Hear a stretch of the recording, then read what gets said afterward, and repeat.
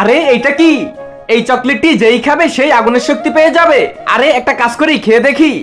আরে আরে এই কাগজটা তো সত্যি আগুন লেগে গেল। আরে বাহ, এর মানে আমার হাতে সত্যি পাওয়ার চলে আসছে। এখন আমি স্কুলে গিয়ে সবার সাথে মজা নিব। আরে সবার আগে এখন স্যারের সাথে মজা নিব। আরে বাচ্চারা, আমার তো গরম লাগতেছে কেন? হি হি, আরে স্যার তো টাকলা হয়ে গেছে। আরে আমি টাকলা কিভাবে হয়ে গেলাম? আরে চলো সবাই হাসা বন্ধ করো আর তোমাদের হোমওয়ার্ক বের করো। আরে আজকে তো আমি প্রথমবার হোমওয়ার্ক করে আসছি। আচ্ছা কই দেখি। আরে আমার হোমওয়ার্কটা জ্বালিয়ে দিল।